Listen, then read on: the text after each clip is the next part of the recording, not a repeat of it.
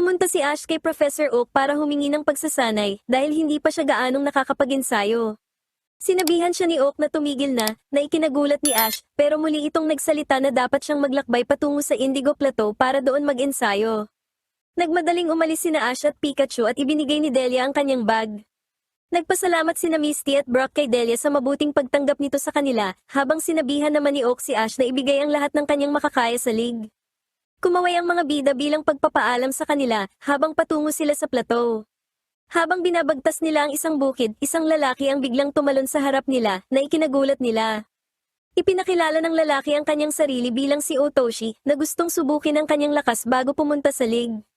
Tinanggap ni Ash ang hamon, pero agad ding tumanggi nang malaman niyang ibibigay ng matatalo ang kanyang mga badge sa nanalo. Habang paalis siya, sinabihan siya ni Otoshi na duwag siya at maliit lang ang tsansa niya sa league. Dahil sa pahayag na ito, tinanggap ni Ash ang hamon, sa kabila ng mga babala ni na Brock at Misty. Alam ni Ash na mananalo siya at nagsimula na ang labanan. Inilabas ni Ash si Bulbasaur at si Otoshi naman ay isang Marowak. Gagamit sana ng tackle si Bulbasaur, pero nakaiwas si Marowak. Ginamit ni Bulbasaur ang Vine Whip, habang pinalakas naman ni Marowak ang kanyang sarili gamit ang Focus Energy at gumanti ng Bone Club, dahilan upang matalo si Bulbasaur. Pinabalik ni Ash si Bulbasaur at inilabas naman si Pikachu. Ginamit ni Marowak ang Bone Club, pero nakaiwas si Pikachu. Ginamit ni Pikachu ang Thunder Shock at tinalo si Marowak. Napahiya si Otoshi dahil si Marowak ang kanyang pinakamalakas na Pokemon, bukod pa sa wala pala siyang maibibigay na badge. Inisip ni Ash na gusto ni Otoshi na makakuha ng mga badge sa iba dahil wala siyang makuha, pero ipinaliwanag ni Otoshi na nanalo talaga siya ng mga badge sa mga gym kahit sobrang nahirapan, at nang magutom sila, nakakita sila ng tumpok ng prutas. Nang lapitan nila ito, nahulog sila sa isang hukay, habang kinuha naman ng Team Rocket ang kanyang mga badge. Nangako si Ash kay Otoshi na babawiin ang kanyang mga badge dahil alam niya kung gaano kahirap ang pagkuha ng sariling mga badge. Nagtatawanan sina James at Meowth dahil nakapagnakaw sila ng mga badge gamit lang ang prutas. Hiniling ni James na makitang muli ang mga badge, pero hindi sila mahanap ni Meowth. Napansin ni Meowth na wala si Jessie at naalala ni James na sinabi nitong kailangan niyang mamili at tumakbo palayo bitbit ang isang bag, kaya nalaman ni Meowth na ninakaw ni Jessie ang mga ito. Habang naglalakad dala ang mga badge, na-imagine ni Jessie ang kanyang sarili sa league, saka tumawa. Nakita naman ni Pidgeotto mula sa kalangitan na paalis sina James at Meowth gamit ang balon, at inutusan ito ni Ash na butasin ang balon para pigilan ang dalawa na makaalis. Tinanong ni na Ash sina James at Meowth kung nasaan ang mga badge at sumagot silang ninakaw ang mga ito. May alam si Misty na paraan para malaman kung nagsasabi sila ng totoo. Ipinakita nila ang kanilang mga gamit at wala doon ang mga badge kundi mga basura lang, bagaman nilinaw ni James na may sentimental value ang mga ito. Galit si Marowak at isinali ni Meowth na ayaw na nitong maging Pokemon ni Otoshi dahil nangyari ang insidenteng ito bago ang league at ngayon ay gusto na niyang makipaghiwalay. Itinakwil ni Marowak si Otoshi lalo na't napatunayan na nito ang kanyang kawalang halaga bilang trainer sa pagkakahulog sa isang halatang bitag. Sinisi ni Otoshi sila Meowth sa pangyayaring ito habang nagpasya naman ang mga bida na bawiin ang mga badge para bumalik si Marowak kay Otoshi. Nagpanggap si Jessie para hindi siya makilala ni na Meowth at James. Nakakita si Jessie ng isang batang lalaki at ipinakita nila sa isa't isa ang mga badge na mayroon sila. Nakita ni James si Jessie at nakilala niya ito sa kabila ng disguise nito dahil ilang beses na rin niya itong nakasama sa pagdidisguise kaya kabisado niya ang style nito. Itinuro ni Jessie ang isang direksyon para madistract ang bata at kukunin niya na sana ang mga badge nito, pero may naghagis ng smoke bomb at sumabog ito. Binigkas ni James ang moto at ginawa rin ito ni Jessie habang nag-aalis ng disguise. Tumakbo palayo ang bata na nagpalungkot kay Jessie dahil hindi niya nakuha ang mga badge nito. Sinabihan siya ni James na ipinahiya niya ang Team Rocket pero sinabi sa kanya ni Meowth na maaari pa naman silang magnakaw ng mas marami pang mga badge at pumunta ng sama-sama sa league. Biglang lumitaw ang mga bida. Hiningi nila ang mga badge ni Otoshi pero sumagot si Jessie na makukuha lang nila ito kung mananalo sila sa laban. Sumabak sa laban si Otoshi gamit ang isang dodo laban sa Arbok ni Jessie. Nakapunta si Marowak sa isang bakanting lugar sa gubat at nakakita ng ilang mga trainer na nagsasanay kasama ang kanilang mga Pokemon para sa league. Naalala ni Marowak ang kanyang mga pakikipagsapalaran kasama si Otoshi at nakaramdam ng lungkot, kaya nagpa siya itong bumalik sa kanya. Sinaktan ng husto ni Arbok ang dodo ni Otoshi at nang tila huhulihin na ito ni Jessie ng Pokeball, nasalag ng buto ni Marowak ang Pokeball. Natuwa si Otoshi na makita si Marowak at pinabalik ang kanyang dodo. Sumugod si Arbok gamit ang double edge, habang gumamit si Marowak ng focus energy at kinontra ang atake gamit ang Bone Club, saka gumamit ng Bone Mirang para talunin si Arbok. Inilabas ni James si Weezing, pero kinuryente lang ito ni Pikachu kasama si Arbok. Tumakas ang Team Rocket pero pinasabog ni Marowak ang balon nito gamit ang Bone Mirang, at tumalsik kay Misty ang mga badge ni Otoshi habang tumalsik naman ang Team Rocket palayo. Nagpasalamat si Otoshi kay Marowak na nangakong mananatili at makikipaglaban sa Pokemon League kasama niya. Ibinigay ni Misty ang mga badge kay Otoshi na labis na nagpasalamat. Sinabi ni Brock kay Ash na kahit huli na sila para sa league, tama ang ginawa niya na huminto para tulungan ng isang taong nangangailangan. Habang lumulubog ang araw, natanaw ni Brock ang Indigo Plateau na ikinatuwa ni Ash, at silang lahat ay tumakbo na pababa patungo sa lugar na yon. Nang dumating ang mga bida sa Indigo Plateau, biglang nagumapaw sa tuwa si Ash, kaya inakala ni na Misty at Brock na nababaliw na siya at naiyak naman si Togepi. Ipinaliwanag ni Ash na tuwing naiisip niya ang league, hindi niya mapigilan ang kanyang saya. Inamin ni Misty na hindi pa niya nakitang ganito kakampante si Ash, pero alam ni Brock na magbabago ito bukas kapag nagsimula na ang league. Nang makarating sila sa labas ng league, biglang naghiyawan ang mga tao, kaya inakala ni Ash na mga fans niya ang mga ito. Gayunpaman, nilampasan lang siya ng mga ito at nang lumingon ng mga bida, nakakita sila ng isang torchbearer o tagapagdala ng selo. Ipinaliwanag ni na Brock at Misty na kapag nagsimula ang league, sisindihan ng torchbearer ang apoy ng Moltres para simbolohin ang simula ng kompetisyon. Naniwala si Ash na mahuhuli at masasanay niya ang Moltres dahil higit pa ito sa isang alamat, pero pinigilan siya ni Misty dahil baka itulad lang niya ang pagsasanay nito kay Charizard. Gayunpaman, gustong dalhin ni Ash ang selo. Lumapit siya sa torchbearer at nagtanong kung pwedeng siya ang magdala nito, pero dumating si Jenny at sinabing ang mga aprobadong kalahok lang ang pwedeng magdala ng selo. Gusto pa rin itong gawin ni Ash habang ipinapakita ang kanyang mga badge, pero nilinaw ni Jenny na ang mga aprobado lang talaga ang pwedeng gumawa nito. Gayunpaman, naniniwala ang isang matandang lalaki na taglay ni Ash ang espiritong kinakailangan para dalhin ang selo. Inakala ni Ash na ang lalaking ito ay si Santa Claus, pero ipinakilala siya ni Jenny bilang si Charles Goodshaw, ang presidente ng Pokemon League Torch Committee. Sinabi ni Misty sa iba na hindi siya mukhang presidente, pero alam ni Ash na hindi dapat mahalaga ang hitsura, habang sinuportahan siya ni Charles na ang mga gawa ang mas mahalaga. Tinanong ni Charles si Ash kung gusto niyang dalhin ang selo at pumayag si Ash. Maya-maya, ibinigay na ng torchbearer kay Ash ang apoy. Sinabi ni Ash kay Pikachu na napakahalaga ng apoy na ito at naglakad patungo sa league habang sinusuportahan ng mga tao, kasama sina Jenny, Charles, Brock, at Misty na nakasunod sa kanya sakay ng van. Nakita ito ng Team Rocket at alam nilang kukunin nila ang selo para dalhin sa kanilang HQ. Habang umaandar ang van at naglalakad si Ash, may bumukas na lamat sa lupa kaya nahulog ang van sa hukay. Nang malaman ni Ash na habol ng Team Rocket ang selo, sinugod siya ni Meowth at kinalmot ang kanyang mukha. Naihagis ni Ash ang apoy at nasalo ito ni Meowth, pero nasunog siya nito. Nakuha ni Pikachu ang apoy, habang inilabas naman ni James si Victreebel para patayin sana ang apoy pero nasunog din ito. Kahit alam ni Ash na pagsisisihan niya ang gagawin niya, inilabas niya si Squirtle para gumamit ng water gun upang patayin ang apoy. Nagpasalamat ang Team Rocket, pero itinuloy pa rin nila ang pagkuha sa selo. Susubukan sana itong kunin ni James, pero nakuryente siya ni Pikachu. Nag-agawan sa selo sina Ash at Jessie.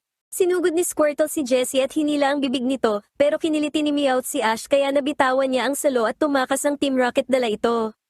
Kahit nakaakyat na at ligtas na sina Misty, Brock, Charles, at Jenny, malungkot si Ash dahil nawala niya ang apoy.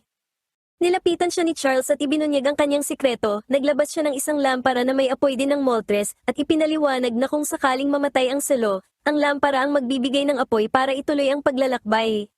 Samantala, gustong panatilihin ng Team Rocket ang apoy, pero nang lakasan ni Meowth ang init, nasunog ang Team Rocket at namatay ang apoy, kaya wala silang napala. Pagkalipas ng ilang sandali, ibinigay ni Ash kay Misty ang selo at kalaunan ay kay Brock naman. Mula sa malayo, nakita ni Ash ang plateau, habang sinabi naman ni Charles na mapupuno ito ng maraming tao bukas. Pagdating sa harap ng plateau, ibinigay ni Brock kay Charles ang apoy. Inaasahan ni Charles na nandoon sila sa pagbubukas, na sinang-ayunan naman ng mga bida.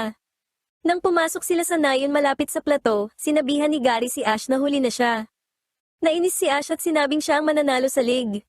Sumagot si Gary na ang totoong trainer ay pinag-aaralan ng kanyang mga kalaban at sinabihan si Ash na aalis na siya doon dahil baka mahawa pa siya ng looseritis at naglakad palayo kasama ang kanyang mga cheerleader. Noong gabing iyon, naalala ni Ash ang sinabi ni na Brock, Misty, at Gary kaya nangako siyang papatunayan niyang mali sila sa pamamagitan ng pagpanalo. Nagbihis si Ash at lumabas nang magising si Misty at naramdamang natatakot si Ash. Sinusuri ni Charles ang stadium at napansin si Ash. Nag-aalinlangan si Ash pero sinabing dapat niyang ibigay ang kanyang makakaya. Tahimik na inamin ni Charles sa sarili na may paninindigan si Ash. Kinabukasan, nagsimula na ang pagbubukas.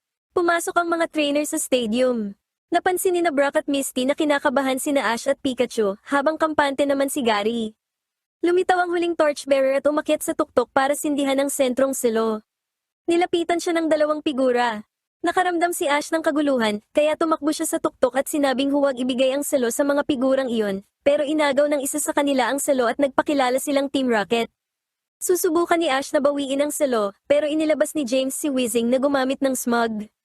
Ang mas malala, sumakay ang Team Rocket sa isang makina na kinuha ang mismong sentrong selo. Natakot si Charles dahil kung wala ang sentrong selo, hindi matutuloy ang mga seremonya ng pagbubukas. Sinabi ni Meowth na kunin ang mga Pokemon, kaya tumalon ang makina sa gitna na nagdulot ng gulo habang nagtatakbuhan ang mga trainer sa takot.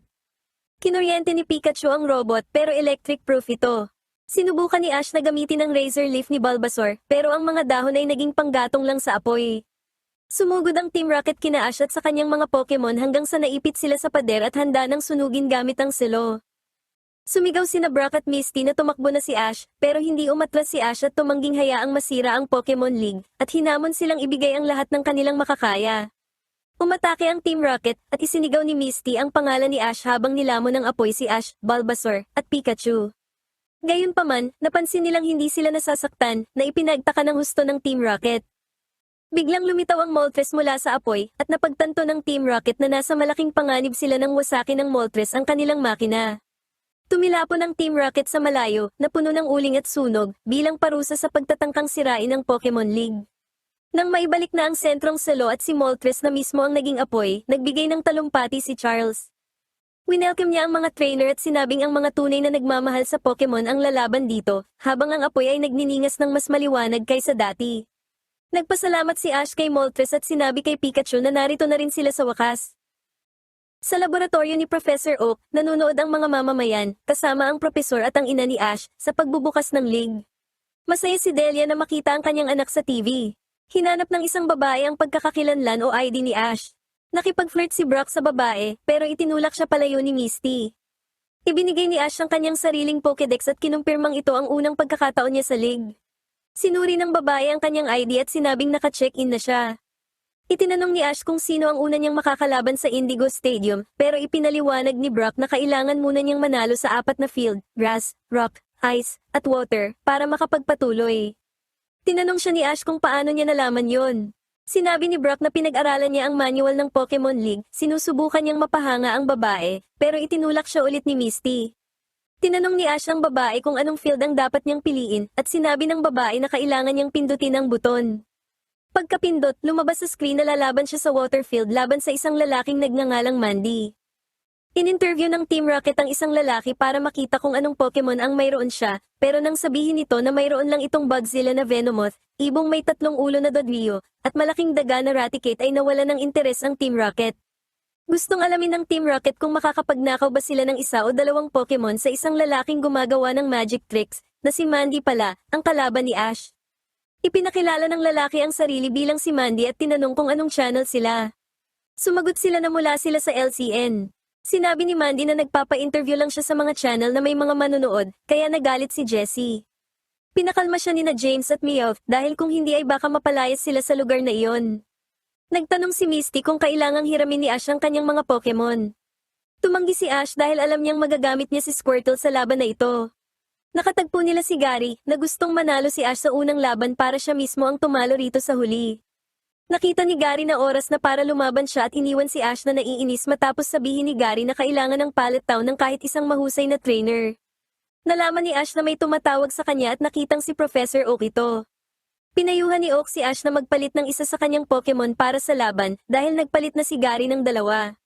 Nakita ni Ash si Krabby at tinanong kung pwede niya itong makuha. Umalis si Oak para kunin ang makina, nang dumating ang nanay ni Ash para sabihing nakita siya ng mga kapitbahay sa TV at sinusuportahan siya ng mga ito. Ipinadala ni Oak si Krabby, na ikinatuwa ni Ash, habang pinayuhan naman ni Delia ang anak na magsipilyo at matulog ng maaga, kaya nangako si Ash na gagawin ito.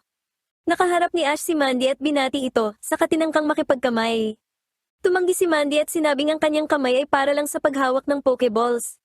Sinabi ni Misty na dapat itong makipagkamay, pero umalis si Mandy sa pag-aakalang mananalo siya, pero iba ang iniisip ni Ash. Pinapayuhan pa rin ni Misty si Ash na kunin ang ilan sa kanyang mga Pokemon, pero tumanggi si Ash. Pinayuhan siya ni Brock na dapat niyang planuin kung sino ang gagamitin, habang ipinaalam naman ni Misty na gusto nilang makita siyang magtagumpay. Bigla nilang nakita na nanalo si Gary sa kanyang unang laban. Sinabi ni Gary sa reporter na kailangang malaman kung anong Pokemon ang pipiliin dahil sila ang magpapasya kung mananalo o matatalo ang isang tao, bagaman ang unang tagumpay ang pinakamahalaga sa lahat. Tinalo ng Seaking ng isang lalaki ang Tentacruel ng kalaban at nanalo ito. Nakita ni Ash na siya na ang susunod na lalaban. Napansin ni Misty na nanginginig si Ash, pero sumagot ito na ang stadium ang nayayanig, habang inisip naman ni Brock na baka kailangan lang nito ng milkshake. Nakita ni Ash ang kalaban niyang si Mandy at ipinaalam na hindi siya basta-bastang bata lang. Sinabi ng Team Rocket kay Ash, gamit ang mikropono, na nasa panig niya sila ngayon, na ikinagulat ng mga bida. Gayunpaman, pinalabas ng maraming Officer Jenny ang Team Rocket mula sa stadium. Nagkomento si Ash na hindi talaga nagbabago ang Team Rocket, habang ganoon din ang tingin ni Misty kay Brock, na nabighani sa dami ng Officer Jenny. Ipinaliwanag ni Brock na nakikita niya ang pagkakaiba ng bawat isang Jenny, pero itinulak na siya palayo ni Misty. Inilabas ni Mandy si Executor at si Ash naman ay ang kanyang Krabby. Pinayuhan ni Misty si Ash na huwag gamitin si Krabby, pero alam ni Ash na mayroon siyang Pikachu at Squirtle bilang backup. Naniniwala si Misty na nagkakamali si Ash at kinumpirma ito ni Brock, pero alam niyang kailangan nilang irespeto ang desisyon ni Ash. Ginamit ni Executor ang Psy-Wave, habang sumisid naman si Krabby. Pinaikot ni Executor ang tubig gamit ang Psychic para gumawa ng whirlpool, kung saan natangay si Krabby. Ginamit ni Executor ang Egg Bomb sa whirlpool, at nang susubukan na sanang bawiin ni Ash si Krabby, naharangan ng mga pagsabog ng tubig ang Recall Beam para maabot si Krabby. Gayunpaman, nakalabas si Krabby at kinurot si Executor gamit ang Vice Grip. Inutusan ni Mandy si Executor na gumamit ng hypnosis, pero hindi ito magawa dahil nakakapit si Krabby sa mga dahon sa ulo ni Executor, kaya hindi ito makaatake. Ginamit ni Krabby ang Leer at tinalo si Executor gamit ang Stomp. Nag-evolve ang Krabby ni Ash at naging Kingler. Inisip ni Mandy na sinuswerte lang si Ash at inilabas si Sidra. Nagsimula si Sidra gamit ang Agility, kaya hindi tumama ang Water Gun ni Kingler. Sinubukan ni Kingler ang Bubble, pero hindi pa rin ito makatama. Gayunpaman, nadulas si Sidra nang madikit ito sa mga bula, kaya nagawa itong tamaan ni Kingler ng Crab Hammer at natalo ito. Sinabi ni Misty na hindi na kinakabahan si Ash at nakita ni Brock na naghihiyawan na ang mga tao para sa kanya. Napansin ng Team Rocket na hindi naman pala ganoon kasama ang twerp na si Ash. Bilang huli niyang Pokemon, inilabas ni Mandy ang Golbat. Alam ni Brock na mas may lamang ang Golbat at matatalo nito si Kingler.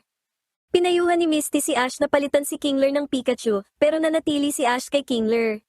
Sumisid si Kingler at sinugod ni Golbat, pero tinamaan ito ng Vice Grip. Nakatakas si Golbat sa sipit nito dahil gumamit ito ng Double Team at gumanti ng Razor Wind bilang counter-attack. Ginamit ni Golbat ang Mega Drain, pero dahil sa isang sorpresang Hyper Beam, tinalo ni Kingler ang Golbat. Sobrang saya ni Ash nang makitang nanalo siya, habang binati naman siya ni Brock at Misty. Tumalon si Ash kay Kingler at niyakap ito, habang sina Delia, Oak, at ang mga kapitbahay ay tuwang-tuwa sa kanyang panalo. Namangha rin ang Team Rocket, pero alam ni Meowth na malalakas ang mga Pokemon nito at kailangang nakawin. Binasa ni Brock sa manual na ang isang trainer ay dapat may dignidad at pagpipigil, pero tumalon si Ash sa harap ng mga kamera at sobrang sayang binati ang kanyang ina.